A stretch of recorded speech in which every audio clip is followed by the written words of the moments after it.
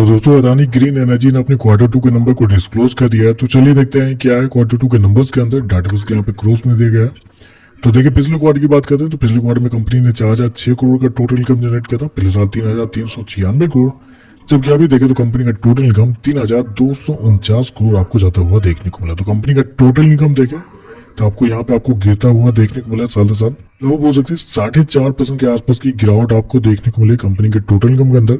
जबकि quarterly base पे जाते हैं तो क्वार्टरली बेस पे भी कंपनी के टोटल इनकम के अंदर गिरावट आपको देखने को मिले। यहाँ पे भी देखें तो यहाँ पे भी लगभग 19% के आसपास की गिरावट है। तो कंपनी का टोटल इनकम देखें तो आपको साल से साल क्वार्टर गिरता हुआ देखने को मिल रहा है। हालांकि कंपनी का जो पावर सप्लाई वाला जो इनकम होता है वो आपको साल से साल बढ़ता हुआ देखने को मिला, लेकिन टोटल इनकम गिरा है क्योंकि कंपनी को अदर इनकम इस क्वार्टर में पिछले साल के मुकाबले कम थे, जिसकी वजह से आपको गिरता हुआ देखने को मिल रहा है। और दिक्कत वाली बात यहाँ पे निकल कर रही है कि मार्केट का अनुमान कंपनी के टोटल इनकम के ऊपर है और टोटल इनकम मार्केट का अनुमान था लगभग 4100 करोड़ के आसपास। तो यहाँ पे देखें तो ये थोड़ा सा सरप्राइज देखने को मिला है कि बहुत बड़ा डिफरेंस आपको देखने को मिला है। कंपनी का रेवेन्यू बहुत कमजोर कर सकते हैं इस क्वार्टर में।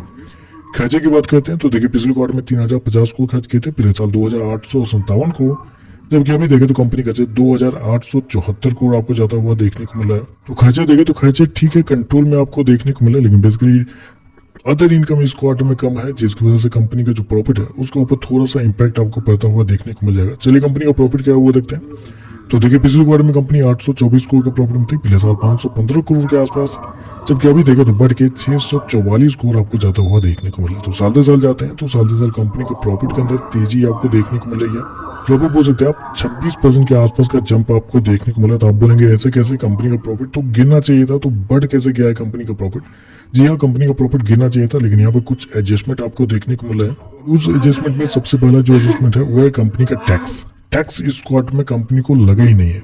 टैक्स वापस आप कर सकते हैं, टैक्स रिटर्न जो कहते हैं वो कंपनी को इस क्वार्टर में होता हुआ देखने को मिला। 240 करोड़ के आसपास का हैवी टैक्स रिटर्न कंपनी को होता हुआ देखने को मिला है, जबकि पिछले क्वार्टर में देखें तो कंपनी लगभग 240 करोड़ के आसपास टैक्स पे की थी और पिछले साल लगभग 25 करोड़ के आसपास। तो टैक्स इस क्वार्टर में टैक्स रिटर्न के रूप में कंपनी को अच्छा खासा पैसे मिले हैं, जिसकी वजह से कंपनी का नेट प्रॉफिट आपको बढ़ता हुआ देखने को मिला। अदरवाइज कंपनी के टैक्स हटा के देखें तो 442 करोड़ से गिर के 292 करोड़ कंपनी का प्रॉफिट देखने को मिला, जबकि पिछले क्वार्टर में 939 करोड़ के आसपास।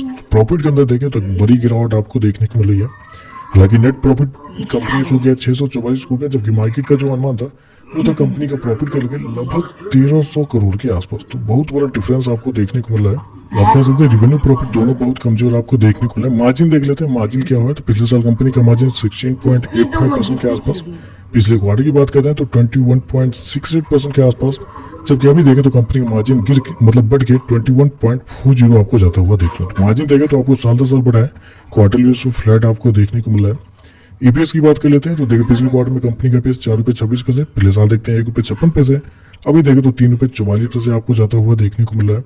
तो ओवरऑल देखा जाए तो मेरे हिसाब से कमजोर नतीजे आप कहना चाहेंगे, क्योंकि रेवेन्यू आपका गिरता हुआ देखने को मिला है, कंपनी के प्रॉफिट के अंदर गिरावट है, बस टैक्स के नाम पे थोड़ा फायदा हुआ इसकी वजह से बढ़ता हुआ देखने को मिला। अदरवाइज कंपनी के नंबर बहुत ही कमजोर आपको देखने को मिला है।